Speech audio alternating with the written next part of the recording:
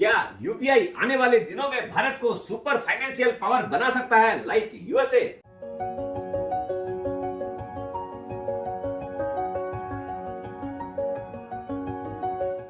सुप्रभात दोस्तों, आप सभी का एसके फिनोवेट में स्वागत है।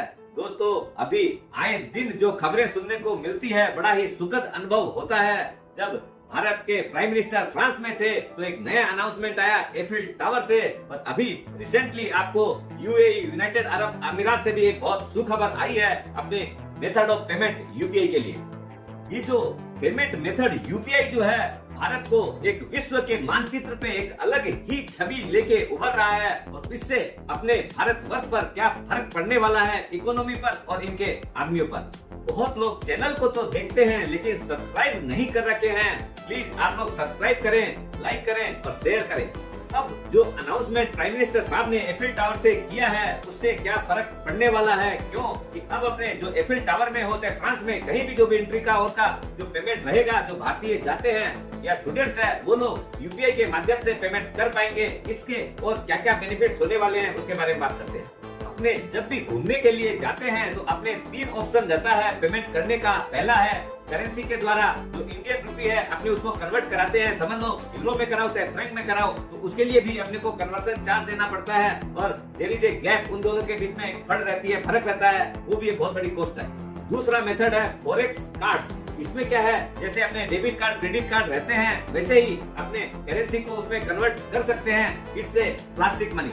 ये दोनों ही मेथड के अंदर अपने को कन्वर्सन और जो चार्जेज है वो बहुत पेमेंट करने पड़ते ही हैं। प्लस इसका और एक बहुत बड़ा क्या होता है डिसएडवांटेज, अपने यहाँ पर जब भी फॉरेन जाते हैं तो अपने को पहले बजट बना के समझ लीजिए टेंटेटिवली कि भैया 5 लाख रुपया खर्च करने वाले हैं, तो उतना रुपया का आपने चार्ज करवा लिया या एक्सचेंज करवा लिया। पहले तो वो पैसा लगे, उसके बाद में अगर और ज्यादा रुपया लगते हैं उसका अरेंजमेंट करो, फिर अगेन चार्जेस देने पड़ते हैं। और कोई कारण से अगर आपने जो बजट बनाया था उससे कम खर्च हुआ, समझ ले 4.5 लाख रुपए हुआ, तो ये जो बैलेंस 50,000 है उसको वापस से इंडियन रुपए में कन्वर्ट करने के लिए भी चार्ज देना पड़ता है। और दूसरी बात, जब तक कन्वर्ट नहीं कराते हैं ये सारा रुपया विदाउट इंटरेस्ट कैरी रहता है। तीसरा मेथड है इंटरनेशनल डेबिट या क्रेडिट कार्ड। दोस्तों, इसके अंदर भी क्या है, अपना जो कन्वर्शन चार्ज है वो 1% से लेके 3.5% तक रहता है। ये भी एक बहुत हेफ्टी अमाउंट अपने पॉकेट में पड़ती है।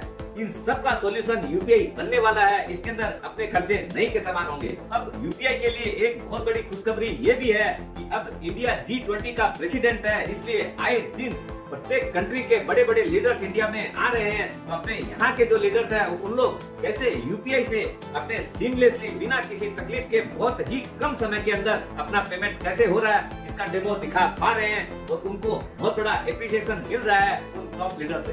13 फरवरी को अपने यहाँ एक बहुत बड़े मिनिस्टर ने डिक्लेयर किया है कि अपने 13 कंट्री के साथ में यूपीआई का समझौता हुआ है, जहाँ पर की एक्टिवली पार्टिसिपेट करेंगे। अपने आपकी जानकारी के लिए बता दूं दोस्तों, आज के दिन जो बड़े 2 लीडर हैं, आपका मास्टर कार्ड और वीजा, ये दोनों कंपनियां मन चाहे चार्जेस अपने से वसूल करती है।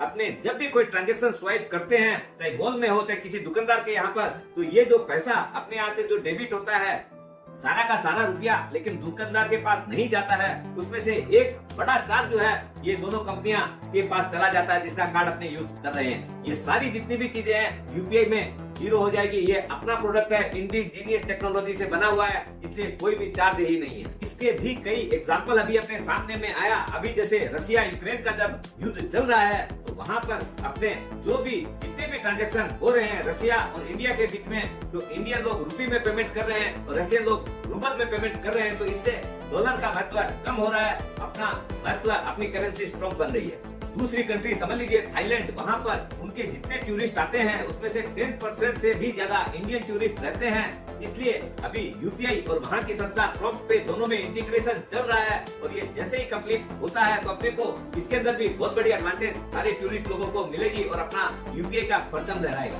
सिंगापुर एक स्पेशल कंट्री है जो कि एशिया की रिचेस्ट कंट्री है। वहाँ पर के जो लोग हैं वो लोग भी बहुत रिच हैं। वहाँ पर कैपिटा इनकम जो है $67,000 है पर पर्सन की, जो कि यूएस के आदमियों से भी ज्यादा है। वहाँ पर ओनली $65,000 है।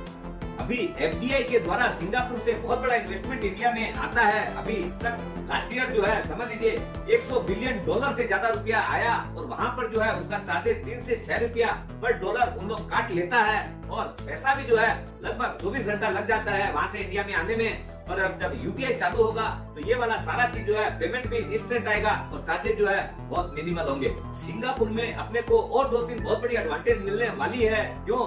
एक तो इंडियन स्टूडेंट्स वहाँ जाके बहुत स्टडी करते हैं, प्लस अपना लेन देन एफडीआई के द्वारा भी बहुत बड़ा चल रहा है। ये जब एग्रीमेंट हुआ है तो इससे अपना यूपीआई मेथड बहुत पॉपुलर होगा। और भी कंट्रियों में क्या होता है, जब राजा कोई चीज एक्सेप्ट करने लग जाता है तो प्रजा को तो करना ही पड़ता है। इंडिया में अब नंबर ऑफ बैंक अकाउंट भी दिन पे दिन बढ़ रहे हैं और प्रधानमंत्री ने जो जन धन योजना चलाई थी उससे भी इंडिया में बहुत बड़ी फाइनेंशियल लिटरेसी आई है, एक बड़ी क्रांति आई है। ऑलरेडी यूपीआई के माध्यम से 9 बिलियन से ज्यादा ट्रांजैक्शन हुए हैं। अभी वर्ल्ड का जितना भी इंटरनेशनल ट्रांजैक्शन होता है उसका 80% आज भी डॉलर के अंदर होता है। यहाँ पर एक बहुत बड़ा गैप है जहाँ पर अपने यूपीआई के माध्यम से अपने कब्जा कर सकते हैं। अब बस कुछ एक जो चीजें हैं उनके फाइन प्रिंट बन रहे हैं। ये जो कन्वर्सन चार्जेस क्या होंगे, उसकी फीसेज क्या होगी, ये सब को लेके बातचीतें मोटा मोटी फाइनल स्टेज के ऊपर है।